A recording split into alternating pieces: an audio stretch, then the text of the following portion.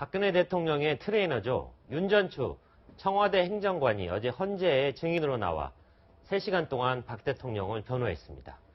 하지만 윤 행정관의 증언은 그동안 핵심 관계자들이 했던 증언과 배치돼 논란이 일고 있습니다. 네, 사회부 배혜림 기자와 자세한 소식 알아보겠습니다. 어서 오세요. 네, 어서 오세요. 네, 어제 윤전추 행정관이 나와서 박 대통령을 적극 변호하면서 박 대통령의 마지막 여자 누군지 명확히 드러났죠?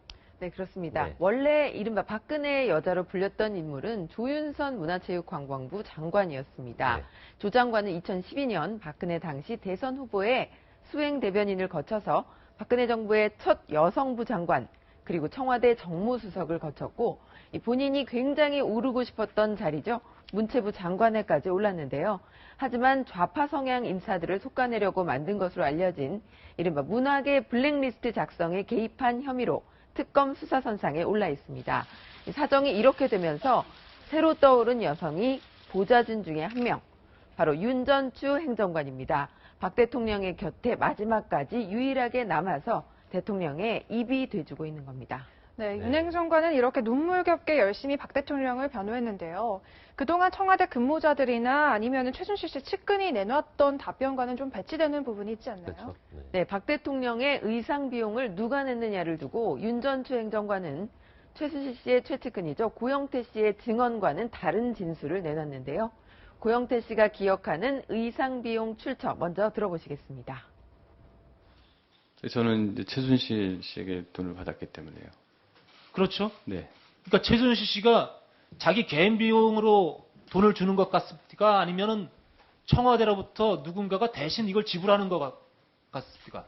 영상에서도 보셨듯이 네. 본인 지갑에서 꺼내서 계산을 해주셨고 항상 네. 영수증을 드리면 그거에 맞는 계산을 해주셨기 때문에 네, 그러니까 최순실 씨가 자신의 지갑에서 돈을 꺼내서 계산하는 장면을 아주 구체적으로 기억하고 있는 건데요. 네. 윤전추 행정관의 말은 달랐습니다.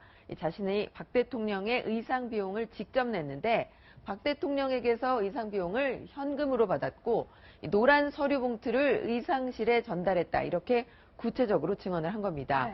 네. 이 의상비를 최순실 씨가 냈다면 박 대통령이 뇌물 혐의로 처벌을 받을 수 있기 때문에 이 박 대통령 측이 선제적으로 방어에 나선 것으로 보입니다. 네, 서류봉투라고 하지 않고 노란 서류봉투라고 아주 구체적으로 답변한 게 굉장히 인상적인데요. 네. 자, 그런데 세월의 당일의 행적에 대해서도 청와대 근무자, 특히 간호장교들과 다른 증언을 했죠. 어떻게 네. 달랐습니까? 여러 가지 다른 진술들이 나왔는데 세월호 당일 박 대통령이 머물던 관저에는 이 의료용 가글이 들어갔죠. 윤전추 행정관은 박 대통령에게 자신이 직접 이 가글을 전달했다고 밝혔는데요. 당시 청와대에서 근무한 간호장교의 말과는 다릅니다. 이 간호장교의 기억은 무엇이었는지 보시겠습니다. 오전에 관저에 가글하고 안약 갖다 줬을 때 대통령이 아니라 직원한테 전달했다고 그랬죠? 네, 부속실 직원한테 전달했고 제가 좀 전에 말씀드렸다시피 당일에 전달한 거는 가글만입니다. 그 가글을 전달한 사람이 직원이 윤전추 행정관이죠? 남자 직원이었던 걸로 기억합니다. 그 윤전추 행정관이죠? 제가 알기로 윤전추 행정관 여자라고 알고 있는데 제가 그날 전달했던 거는 남자 직원이었습니다. 잘 몰라요 서로? 네, 그냥 얼굴은 아는데 네, 정확히 누군지는 모르겠습니다. 네, 완전히 다른 증언을 하고 그러네요. 있는 건데요. 남자, 여자 성별부터 일단 다릅니다. 그렇습니다. 이 청문회가 열린 날은 윤전추 행정관도 증인으로 채택이 됐는데 휴가라는 이유를 들어서 불출석했는데요. 네. 만약에 청문회에 나와서 신보라 장교의 증언을 꼼꼼하게 확인했다면 헌재에서의 어제 답변도 달라지지 않았을까 이런 생각도 듭니다. 네, 또 윤전추 행정관의 발언 중에 이 세월호 당일 박근혜 대통령의 머리 손질과 관련해서는 조금 이전과 오히려 박근혜 대통령의 발등을 찍은 게 아니냐라는 평가가 나오던데 이건 무슨 얘기입니까? 네, 윤전추 행정관은 세월호 참사 당일 오전 8시 30분 박 대통령을 처음으로 만났다 이렇게 증언을 했습니다. 그렇죠. 박 대통령은 당시 머리가 단정했고 기본 화장이 돼 있었다. 이게 바로 윤전추 행정관의 기억입니다. 이른 아침부터 근무를 시작했고 네. 이미 머리 손질 다 완성됐다 이런 얘기죠. 네, 정상 근무가 준비가 다 있었다 이런 그런 거죠. 내용인데요. 네. 오전 내내 머리 손질을 했다는 의혹, 이게 사실이 아니라고 밝히고 싶었던 것 네. 같습니다. 하지만 이미 머리 손질이 돼 있고 화장을 한 상태였다면 이 세월호에 학생 수백 명이 갇혀 있다는 사실이 확인된 오후 시간대에 이 미용실 원장을 부른 것은 옳지 못한 판단이었다, 이렇게 평가할 수밖에 없을 것 같습니다. 그렇습니다. 저희가 뭐 단독으로 취재한 여러 내용들과도 상당히 거리가 먼 얘기를 지금 하고 있습니다. 네, 윤전추 행정관의 답변 태도를 한번 짚어보지 않을 수 없는데요. 네.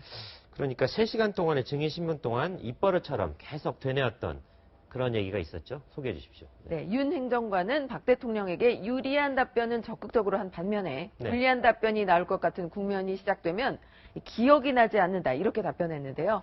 이 기억나지 않는다는 답변은 100번이 넘었습니다. 무려 100번이 넘었습니까? 그렇습니다. 네. 그리고 또 한 가지 자주 들린 말이 있었습니다. 네. 바로 제 기억으로는 이라는 말로 답변을 시작한 것이었는데요.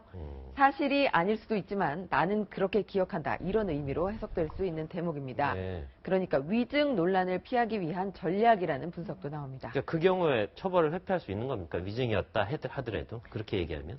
하지만 나중에 사실로 드러난다면 처벌을 받게 되겠지만 어느 정도 네. 손작 사유가 될 것으로 보입니다. 그렇군요. 네. 네, 결국 박 대통령을 가장 어려움에 빠뜨렸던 이 세월호 참사 당일 그리고 뇌물 혐의를 해명하려고 했던 걸로 보이는데요. 네. 이게 전체적으로 득이었다고 봐야 할까요? 아니면 실이었다고 봐야 될까요? 네, 지금까지 말씀드린 것처럼 윤전추 행정관은 공교롭게도 박 대통령에게 유리한 장면만 기억을 하고 있는데요. 마치 박 대통령과 사전에 조율을 하고 나온 듯한 모습이 역력했습니다. 그러니까 모범 답안을 준비해서 나온 것 같다, 이렇게 말씀드릴 수 있겠는데, 하지만 박 대통령과 최순실 씨의 서로의 호칭이 무엇이었느냐, 이런 민감하고 예상 밖의 질문에는 모두 기억이 나지 않는다, 이렇게 모르쇠로 일관한 겁니다. 또 앞서 보신 것처럼 이 청와대에서 근무한 간호장교의 말을 뒤집는 발언을 하는 등 여러 곳에서 치밀하지 못한 답변을 내놨는데요. 신빙성에 의문이 제기되고 이 대통령이 변명을 하려 한다, 이런 인상까지 심어주면서 득보다는 실이 컸다, 이렇게 평가할 것 같습니다. 네. 네, 어쨌든 어제 지켜본 윤전추 행정관의 답변 태도는 본인이 기억하고 싶은 거는 기억하고 대통령이 불리한 건 철저히 부인하는 그런 태도를 보였던 것 같습니다. 지금까지 사회부 배혜림 법조팀장이었습니다. 수고했습니다. 감사합니다.